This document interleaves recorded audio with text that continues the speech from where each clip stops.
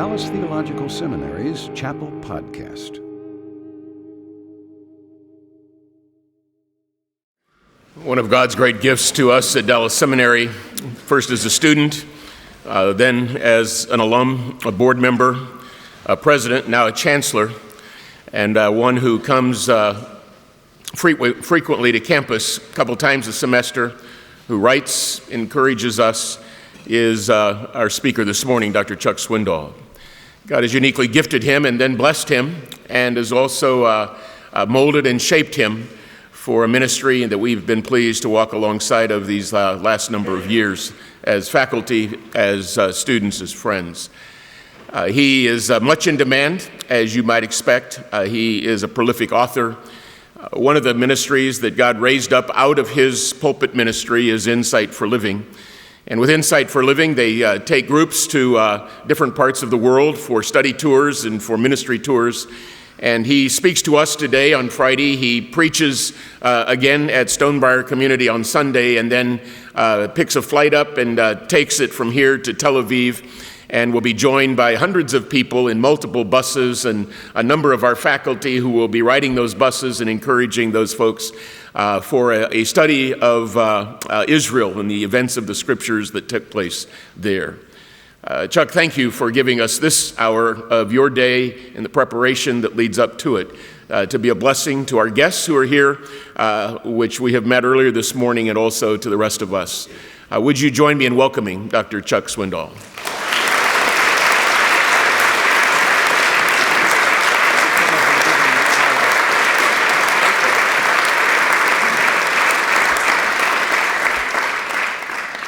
I told Mark that's the first time I've been given an hour here to speak in chapel, so I'm very encouraged to know that.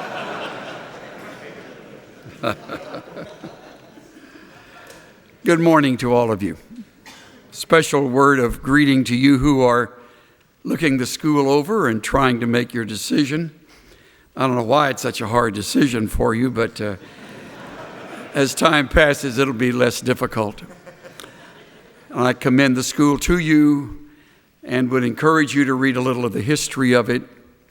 It'll make you realize that where you're sitting, many, many others have sat and felt the same things you're feeling. And you may on occasion feel very much alone in this journey, but you certainly are not. We have all been there. And we have all wondered what it is the Lord wants from us. And so as you determine that, I encourage you to obey whatever that answer may be. Not let the obstacles get in your way, because there will always be more of them than you can answer. I have a really good friend who struggled on occasion with insomnia. And so he never quite knew what to do, and he decided one evening he had a choice. Either watch C-SPAN or read one of my books. And he said he chose C-SPAN, and amazingly, this particular program kept him alive, or awake, not alive, awake. This is a good start, isn't it? I was interested to hear him say that what was on the program was a gathering of people in Washington, D.C. area, of immigrants who were about to take the oath of citizenship. And there was a reporter roaming around with a cameraman nearby, interviewing various people, and he thought, oh, this is going to get good. There have to be some great stories among these people, and indeed there were. One stood out in his mind, which he told me about later on. He said, there's a gentleman there, probably in his 60s, hair beginning to sprinkle with gray and a few wrinkles, and you could tell he had had some miles. And he walked up to him and he said to this Asian gentleman who had just taken the oath, he said, is this just not the greatest and most satisfying moment of your life? And the fellow, in his answer, it was almost as if he knew the question was coming, because it was a very provocative answer. He said, most satisfying and happiest moment of my life. You know, if I wanted to be happy and satisfied for 1 hour, I'd take a nap. If I wanted to be happy and satisfied for a day, I'd go fishing. If I wanted to be happy and satisfied for a week, I'd take a vacation. If I wanted to be really happy for a month, I'd get married. I thought it was an interesting comment. If I want to be happy and satisfied for a year, I need to inherit $1 million. But if I want to be happy and satisfied for a lifetime, I need to get a good education. Well, I heard that story, and at first I agreed with it, and then I thought I wouldn't stop there. I think I would add to that statement about a good education, and I would also cultivate a few lasting friendships. They don't necessarily go together. Often the most isolated people on the planet are students. And if not them, professors. And if not them, busy, very successful businesswomen and men. And if not them, homemakers, mothers with a number of children. And if not them, the point is we all have ways of escaping the cultivation of a few lasting friendships. Profs can hide behind their books and their need to be ready for the next class. Students behind their studies. Businessmen and women behind all of the details of running a corporation. You're just too busy. When we lived in another state and at another time in our lives, we about 2 or 3 doors away on our cul-de-sac was a home into which a couple moved. And our lives were busy and their lives were busy. And so it was one of those occasions where I never took the time to greet them and welcome them until I looked up one day. It was only a few months later, and there was a big moving van in front. I thought, oh my goodness, I haven't even met these people, and they're getting ready to move out. So I walked over feeling really badly, and I knocked on her door, and she walked to the door, very nice smile, and I said, my name is Chuck. I live 2 or 3 doors. She said, yes, I know. And she said, it's nice of you to drop by. And I said, well, I feel terrible. I haven't even met you, and you're already moving. And she said, oh, don't let that bother you. She said, my husband works for Kimberly-Clark. They're the Kleenex people, the paper stuff people. She said, and we've moved about 12 times in the last 20 years. So to keep free of the pain of saying goodbye, I don't ever bother to say hello. That's an isolated woman. That's an isolated family. That's a husband about ready to get into trouble, or a wife, or a student, or a pastor. Cultivating close friendships is not just a nice idea. It's a very biblical concept. And you'll realize that the older you get and more involved you are, especially if what you do is met with a measure of success, whatever that word means. It would include, of course, larger and larger numbers of people who follow you and believe in you and hang on your words and respect you. And over the passing of time, you get more and more and more removed. Though you look like you're engaged in their lives, you really aren't. Because you've never really cultivated the habit of cultivating close, lasting friendships. My mother used to have a little motto that hung in our kitchen in our little home in East Houston where I grew up. It was a Swedish proverb. It says this: shared joy is a double joy.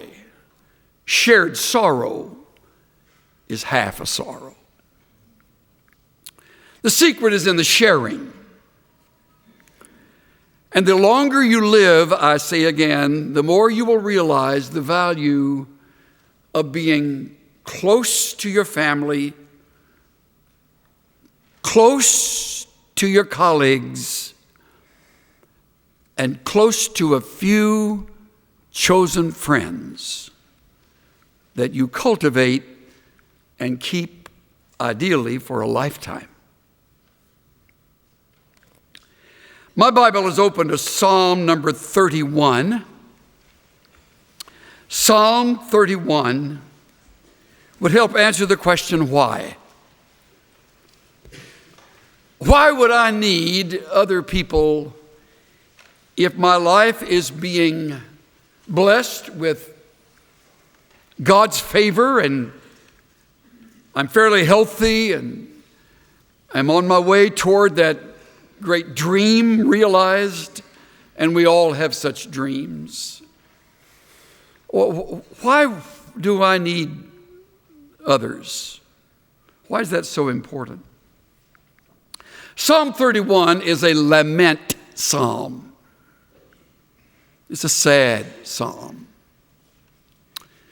It's a psalm that if you dig deep enough into it, you'll feel the tears. Maybe David was running from Absalom, having failed miserably as a father. Maybe there had been something in David's life that had created his situation that causes him to turn to his Lord and begin with, in you, O Lord, I have taken refuge. I have taken refuge. Let me never be ashamed. Incline your ear to me, rescue me quickly. Be to me a rock of strength, a stronghold to save me. For you are my rock and my fortress. For your name's sake, you will lead me and guide me. You will pull me out of the net which they secretly laid for me. Oh, now we've got it. Uh-oh. That's part of the reason for the lament, the they. They're unnamed, but they're there in David's life. They're haunting him. Maybe some are hunting for him.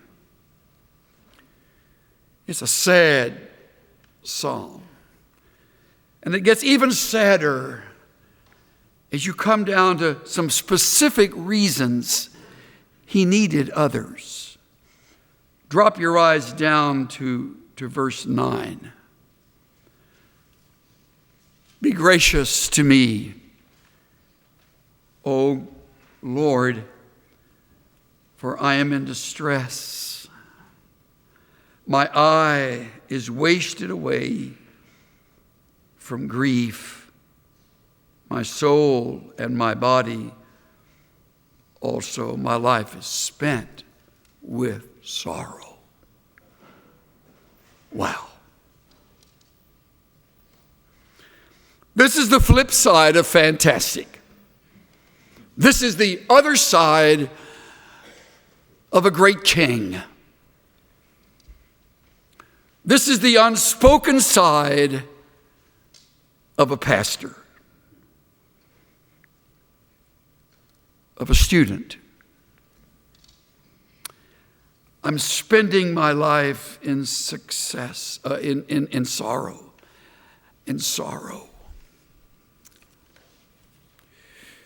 Well, now, wait a minute. I mean, after all, we're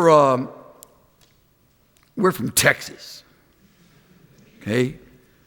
Where men are men, and women have daughters that grow up with big hair, and sons drive big pickups. I mean, it's Texas. We can handle it. We got strong-hearted men and pioneer women, which is a crock. That's nonsense. Texas doesn't make anybody like that.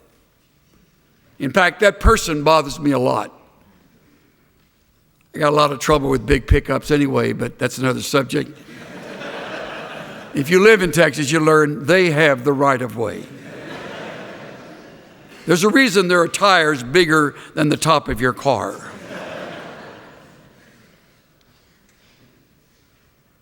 You get a phone call one night, and on the other end of the line, the officer tells you your son was killed in a terrible accident. You're not big enough to handle that by yourself.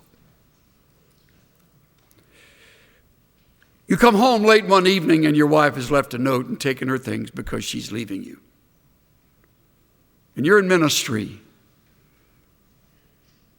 And you don't know what you're going to do.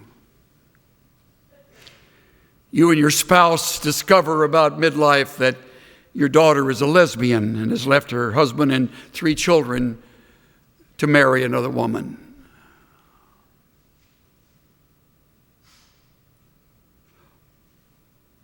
Or you're addicted to internet porn. And the secret comes out when you're found out. The doctor walks in and says to you and your spouse, I think you should be seated. We found a tumor on the pancreas. It's malignant. You lost your job and it's your fault.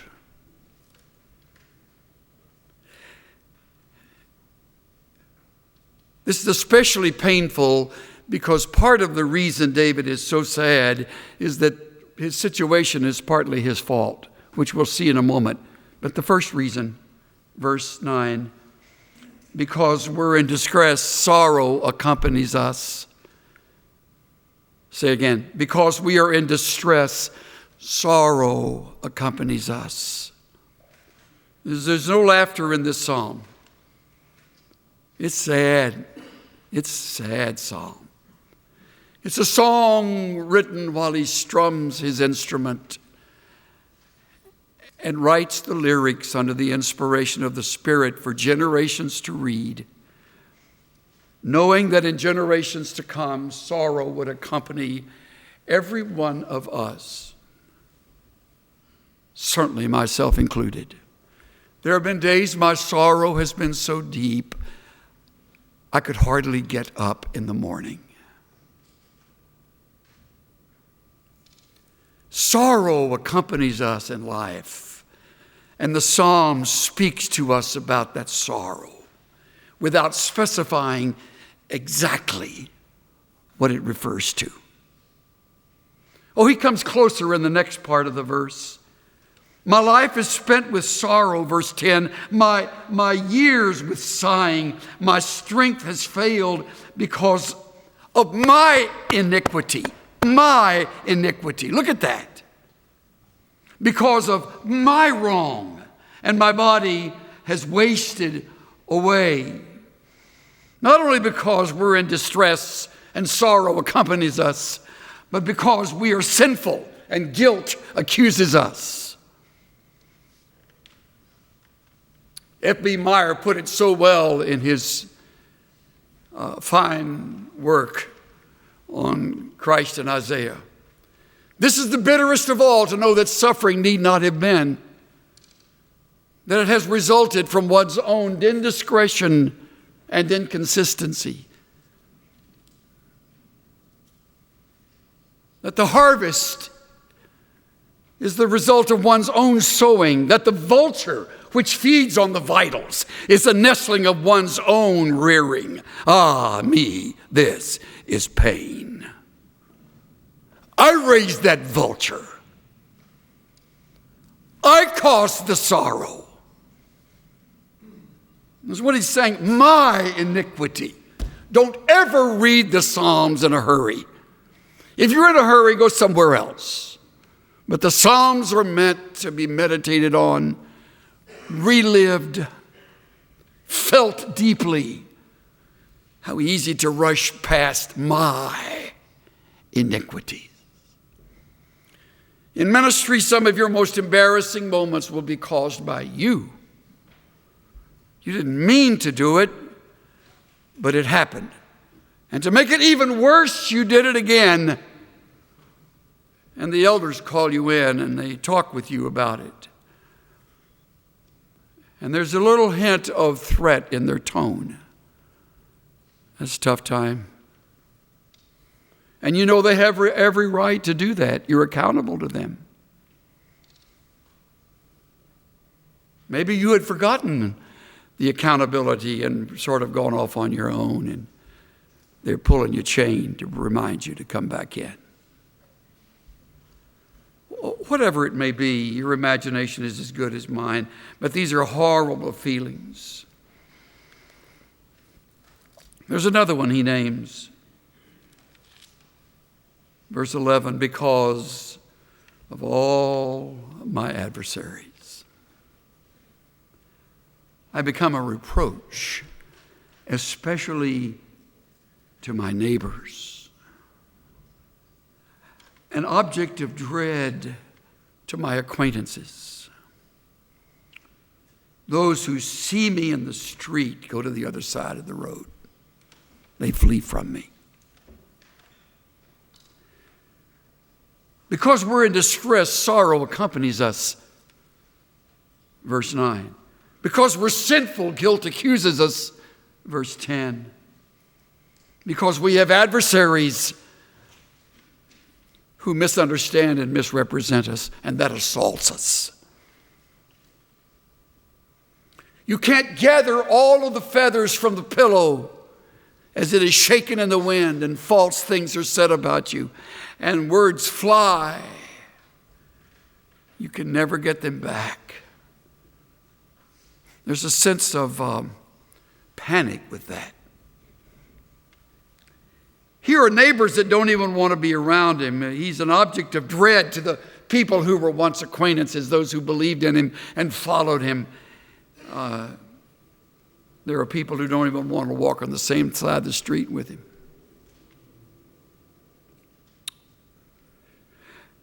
Our list may not be that. It may be something like the list I put together. Hate mail. Angry parishioners. An offended neighbor. A caustic comment at the door of the church. An exaggerated story that swirls around you, most of which is untrue, but all of which is passed on and just gets worse in the passing.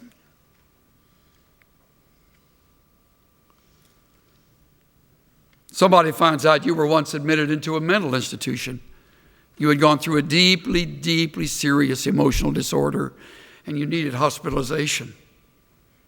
But the word is out, and you thought it would be kept a secret.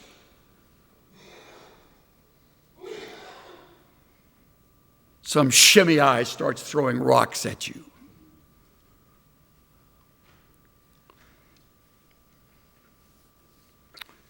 Your first reaction is to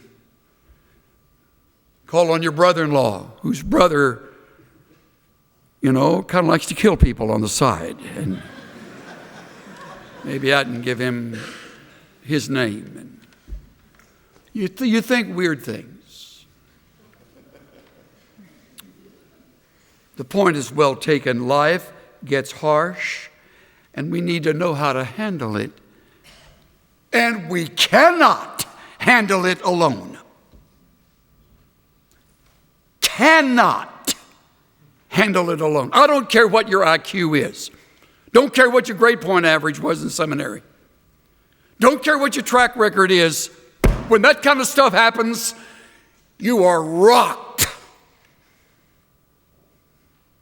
And your mind plays tricks on you, and you need the solidarity and counsel of somebody called a friend whom you've cultivated, who is right there with you and isn't going to leave you.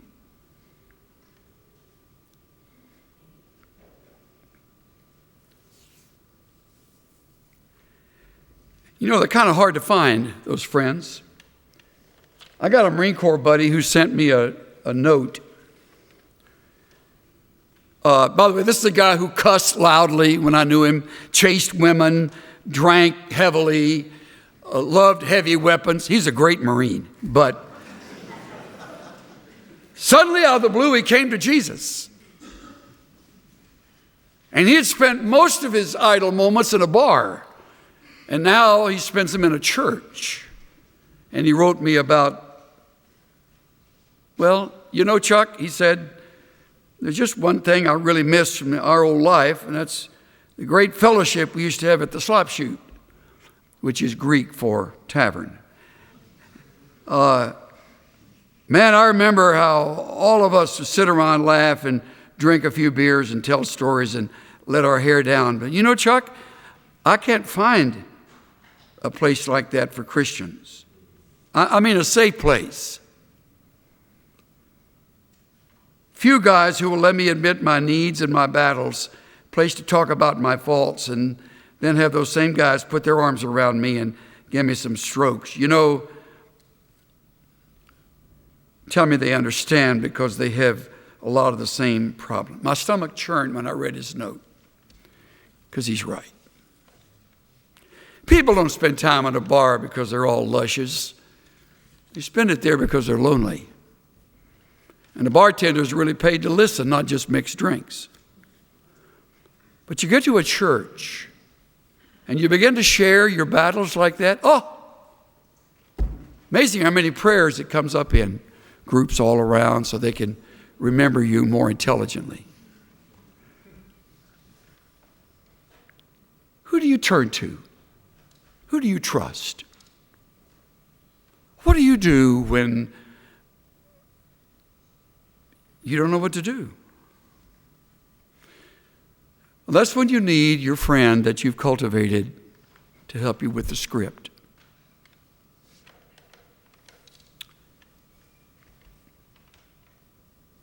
That's when you realize accountability is so essential.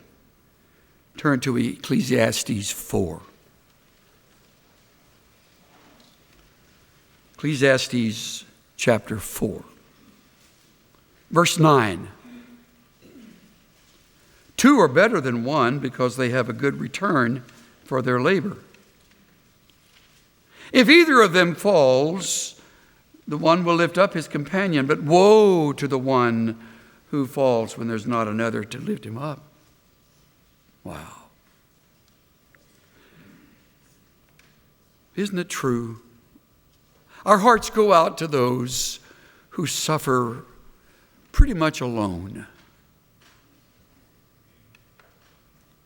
Furthermore, if 2 lie down together, they keep warm. But how can one be warm alone? And if one can overpower him who is alone, 2 can resist him. Cord of 3 strands is not quickly torn apart. Familiar verses.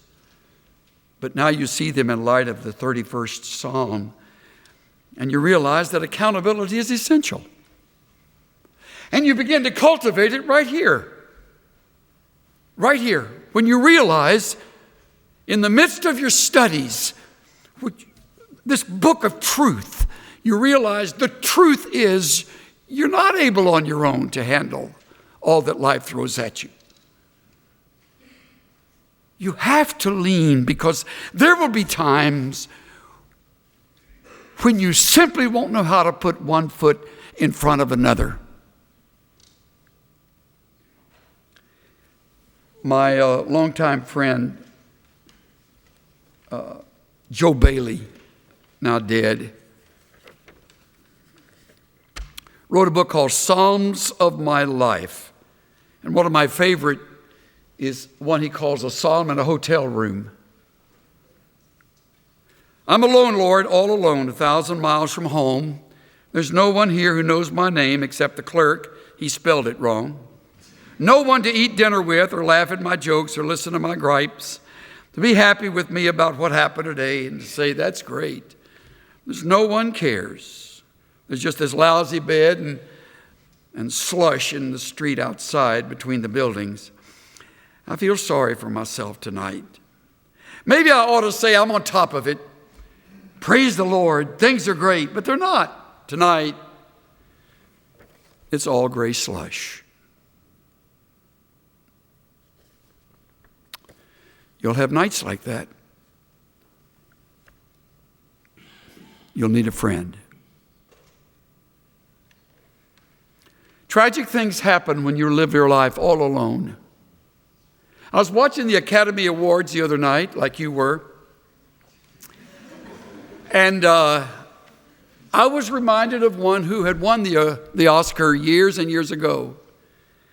His name was William Holden, well-known film star, an excellent actor. And to my surprise, I remembered one day I opened a Time magazine and learned how he died. He died in a drunken stupor alone, and he lay there 4 days before anyone knew he was gone. An Oscar-winning actor who dies alone, drunk, hits his head on a coffee table, and no one knows he's gone for 4 days. About the time I get to thinking that's preposterous, a good friend of mine, a fellow Dallas Seminary grad, sends me this just day before yesterday. John Sloan sent me this article from the New York Times. Listen to this. Bosses of a publishing firm are trying to find out why no one noticed that one of their employees had been sitting dead at his desk for 5 days before anyone asked if he was feeling okay. George Tuckelbaum, 51, who had been employed as a proofreader at a New York firm for 30 years, had a heart attack in the open plan office he shared with 23 other workers. He quietly passed on Monday. Nobody noticed until Saturday morning when an office cleaner asked why he was working during the weekend. His boss, Elliot Wachowski, said George was always the first guy in each morning and the last guy to leave each night. So no one found it unusual that he was in the same position all that time and didn't say anything. He was always absorbed in his work and kept much to himself. You hear that? He kept much to himself. Nobody expected him home for supper. Nobody asked him how he was doing the next morning, having coffee with him. A post-mortem examination revealed he had been dead for 5 days. After suffering a coronary, George was proofreading manuscripts of medical textbooks when he died. What an irony. It adds, you may want to give your coworkers a nudge occasionally.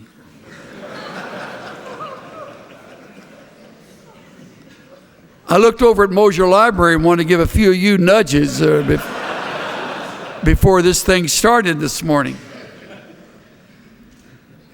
My wife and daughter had the classic answer. Women are so perceptive. You know what they asked me? Didn't anybody notice he hadn't changed clothes? Men never notice clothing. I come home from weddings, my wife will say, what were the colors? And I'd only been there 2 hours, and so I said, well, the bride wore white. Best I can do. We need each other. Listen to me today. Someday you'll remember this simple little talk that could have been delivered so much better by anyone on this platform, but not with more passion. Remember this talk.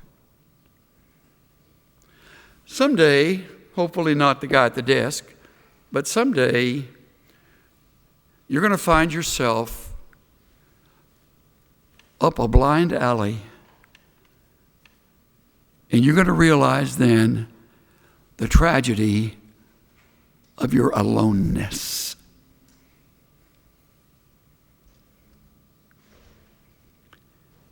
And it'll be pretty late to start. So, You know me, I'm not going to leave this without an application. So I wrote down several things I want you to take with you. 1, 2, 3, 4. Here they are. Number 1, seriously consider the value of cultivating an intimate relationship with a few individuals. Seriously consider the value of cultivating an intimate relationship with a few individuals.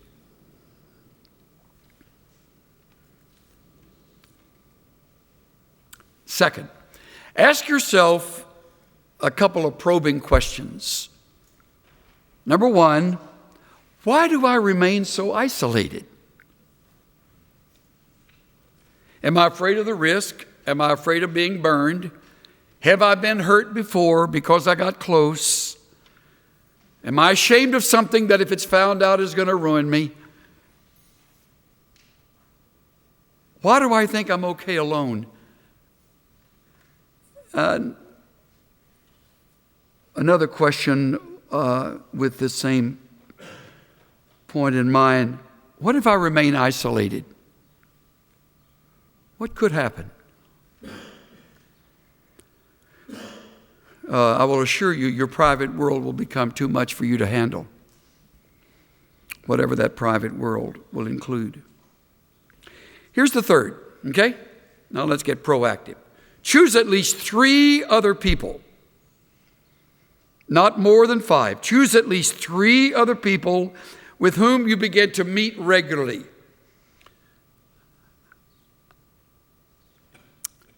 I'm starting to sound like one of your course teachers here, am I not? The spiritual life is never meant to be a solo journey. The bigger the airplane, the more the pilots. The greater the responsibility, the more the accountability. Select at least 3.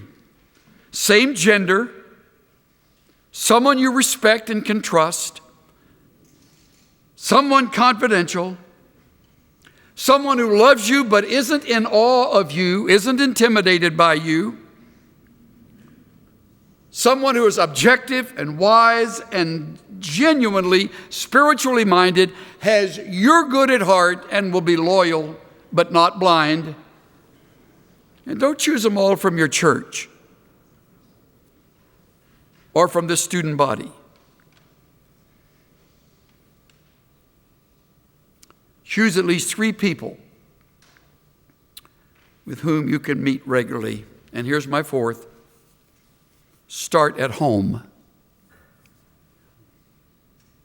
Truth be told, some of you are pretty isolated from your spouse. I see it all the time. I don't know how many times I've been in counseling with a couple and she'll look at him and say, "You feel like that?" I want to go, "May I introduce you to one another? You've only been married 26 years and you didn't know he feels like this?" Well, you know why she didn't know? He never told her. So, you might try something really, really novel. Talk. Without a book.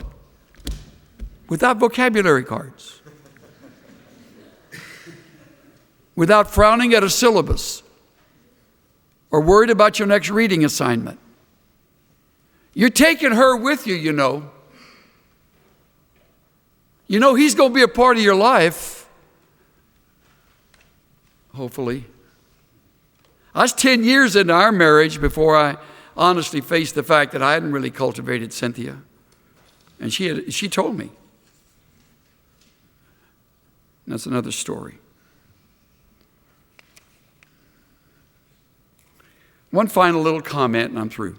After all, I was given an hour. I was reading Sports Illustrated late last night because I couldn't sleep. And I came across a great article on the Combine, which is the NFL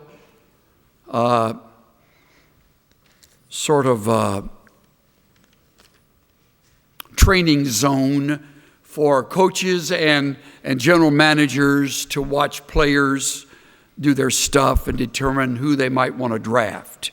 Naturally, the article would revolve around Andrew Luck, the name familiar to every NFL fan.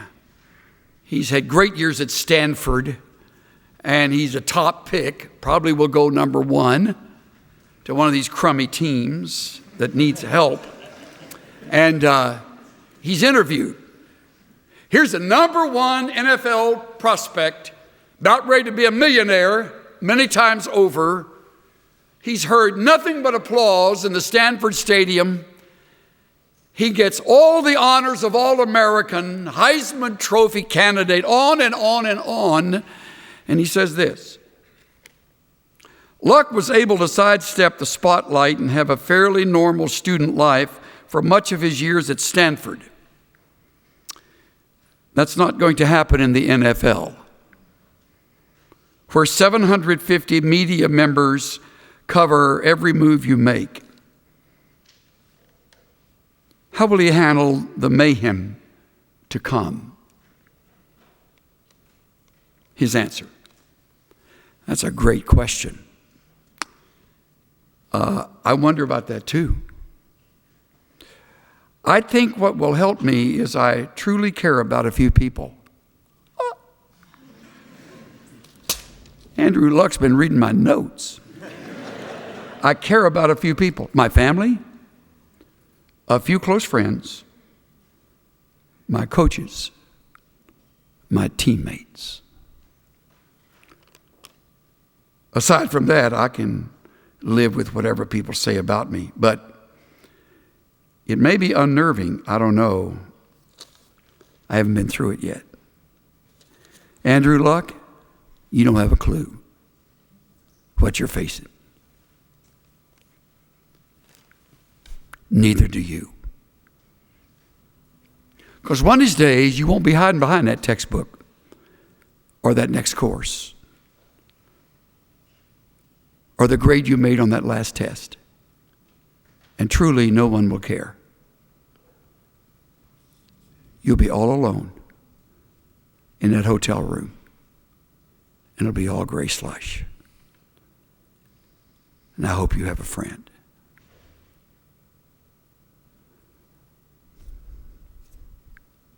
Because if you don't,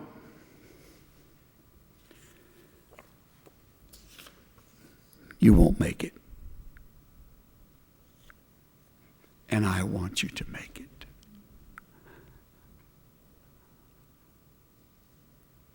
We all do.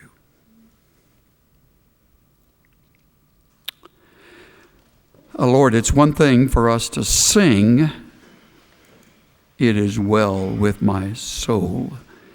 But after a visit with Psalm 31 and Ecclesiastes 4, and a few people along the way, we realize we need more than great biblical knowledge and strong theological commitment, as valuable as those things are.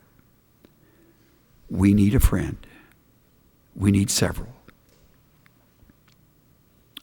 Remind us, our Father, that that does not come automatically, but it must be cultivated. So somewhere during this semester, before it quickly runs its course, begin a work in a few hearts that are hearing these words today, and help them as they reach out. In the name of Jesus, we pray. Everybody said?